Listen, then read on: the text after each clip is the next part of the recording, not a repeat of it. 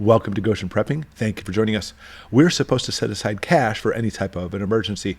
How much cash? Well, let's face it, banks are already in crisis. And if a national emergency does develop, like the grid goes down, natural disaster, or evacuation, you're going to have to get going really quick because it's going to be a life or death situation. But before I actually give you an amount, a true amount you should probably take with you, we have to consider some factors. Like, for example, the gas, even though how expensive it is right now, may be far more than that during an emergency.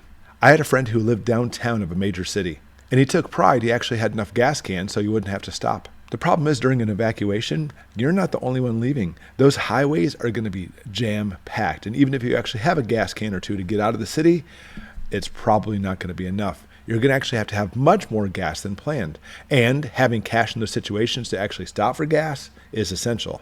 But even more, if you're dealing with a major storm, we're talking about a major storm taking out infrastructure, it's going to take out the power, including power to the ATM and banks as well. At the very least, you're going to need 5 days of cash for this situation, at least.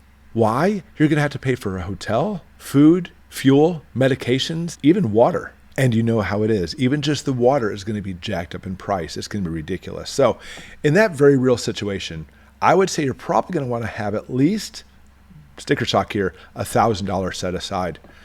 But what about a more serious situation? What happens if there's an EMP or the grid goes down, practically speaking, permanently?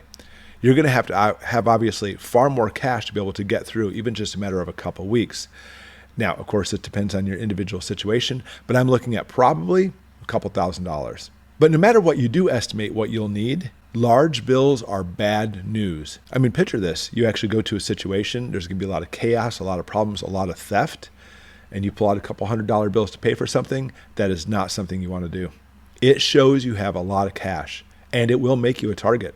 So carry $20 bill denominations or smaller. And don't pull out a huge stack, by the way. Oh, look, I got a 20 here. No, what you want to do is actually set it aside so you know you're going to pay for something that's cost like 40 bucks. Take the 40 bucks, put it into a pocket, so when you get there, you pull out the 40 bucks. Don't show you have more than that. Not to mention all the rest of that money, you're going to need to disperse it among yourself. Have some in this pocket, have some in this pocket, have some in your underwear, in this sock, under your hat, different locations, so that way if you do get robbed, hopefully they won't get it all. But even more so, depend on your party, the people with you. Really disperse the money out. Another option is this, a money belt. No, it's not a fanny pack. This wraps around your waist underneath your shirt and is almost invisible.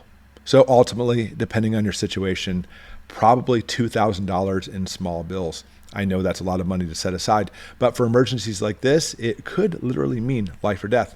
But in a very bad situation, EMP or economic crash, etc., $2,000 will not last. And that's why you actually have to be able to barter and learn to barter too. It's essential to keep you alive. Check out this next video so you can actually see how to barter and stay alive in those situations.